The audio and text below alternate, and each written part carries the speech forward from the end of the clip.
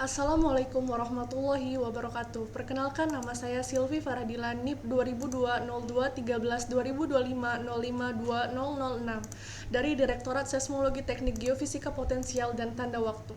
Latsar gelombang 1 angkatan 42 kelompok 4B, yaitu hari pertama adalah wawasan kebangsaan. Wawasan kebangsaan adalah cara pandang kita sebagai bangsa Indonesia yang dilandasi oleh kesadaran diri sebagai warga negara di tengah lingkungan kita, baik nasional maupun global. Cara pandang ini tidak muncul begitu saja, tetapi terbentuk dari sejarah panjang perjuangan para pendiri bangsa. Untuk mengkokohkan cara pandang ini, ada 4 konsensus dasar yang menjadi tiang penyangga kehidupan berbangsa kita. Yang pertama adalah Pancasila, sebagai ideologi dasar negara, pandangan hidup, dan pemersatu bangsa. Yang kedua yaitu adalah Undang-Undang Dasar 1945, yaitu sebagai landasan konstitusional yang membatasi kekuasaan dan menjamin hak warga negaranya. Yang ketiga adalah NKRI, yaitu Negara Kesatuan Republik Indonesia, yang mana bentuk final negara kita yang tidak bisa diganggu-gugat lahir dari Proklamasi 17 Agustus 1945. Yang keempat adalah Bhinneka Tunggal Ika, yaitu semboyan yang mengakui bahwa keberagaman adalah kekuatan kita, bukan pemecah belah. Dari wawasan inilah lahir kesadaran untuk membela negara. Hari kedua adalah isu kontemporer dan konflik kepentingan. Sebagai ASN, kita tidak bisa menutup mata dari perubahan lingkungan strategis yang cepat dan kompleks. Kita harus mampu mengidentifikasi dan berpikir kritis terhadap isu-isu strategis yang dapat mengancam bangsa. Tugas dari isu kontemporer adalah menganalisis isu yang sedang terjadi sekarang. Salah satu contoh isu kontemporer yang relevan adalah brain drain atau hengkangnya SDM berkualitas ke luar negeri.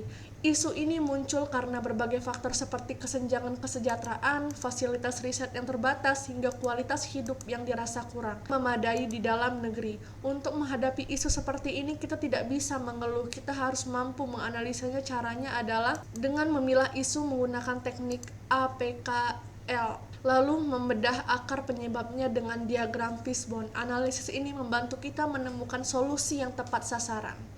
Dan juga ada tugas konflik kepentingan, yaitu dalam rangka memastikan proses pengadaan yang adil dan akuntabel. Hari ketiga adalah pembinaan sikap dan perilaku bersama PPSDM. Dan hari keempat, kesiapsiagaan bela negara, yaitu adalah kondisi siap siaga baik secara fisik, mental, maupun sosial untuk menghadapi berbagai situasi kerja dan tantangan kebangsaan. Ini adalah wujud nyata dari kemampuan awal bela negara yang kita bahas di modul pertama. Kemampuan awal ini mencakup 2 hal utama, yaitu kesiapsiagaan jasmani dan mental. Ini berarti kita harus memiliki kesehatan fisik yang prima dan mental yang tangguh. Modul ini juga menekankan pentingnya pola hidup sehat, olahraga teratur, serta kesehatan mental yang ditandai dengan kecerdasan emosional. Kemampuan mengelola stres dan berpikir positif. Ingat, mens sana in corpore sano. Di dalam tubuh yang kuat terdapat jiwa yang sehat. Yang kedua adalah etika, etiket, dan moral. Sebagai pelayan publik, sikap dan perilaku kita adalah cerminan negara. Modul ini mengajarkan pentingnya etika dalam bertugas, etiket dalam bergaul, seperti tata cara berpakaian, berbicara, keprotokolan, serta memegang teguh moral Pancasila. Semua pengetahuan dan latihan ini bukan hanya untuk dihafal, tapi untuk diwujudkan dalam sebuah rencana aksi bela negara. Setiap CPNS diwajibkan untuk menyusun aksi nyata dan terukur untuk mengimplementasikan nilai-nilai bela negara, baik selama latsar maupun di tempat kerja nanti.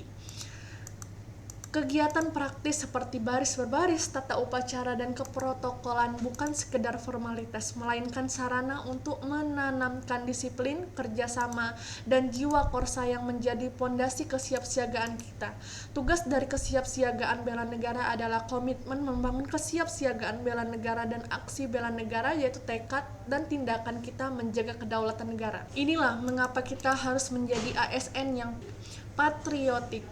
Dan juga ada tugas PBB dan tata upacara sipil untuk melatih kedisiplinan terhadap bela negara.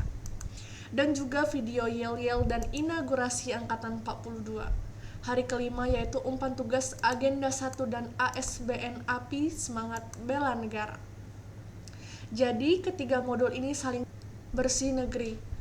Modul 1 memberikan kita kompas moral dan ideologi, modul 2 membuka mata kita terhadap medan tantangan yang nyata, dan modul ketiga yaitu melatih kita untuk menjadi prajurit yang siap tempur di bidang pengabdian kita masing-masing. Menjadi ASN berarti siap menjadi garda terdepan dalam menjaga keutuhan NKRI dengan memahami wawasan kebangsaan, mengenali isu kontemporer, dan senantiasa siap siaga. Kita akan menjadi aparatur sipil negara yang tidak hanya kompeten tapi juga patriotik dan berkarakter. Terima kasih, tetap semangat dan selamat mengabdi untuk Indonesia. Wassalamualaikum warahmatullahi wabarakatuh.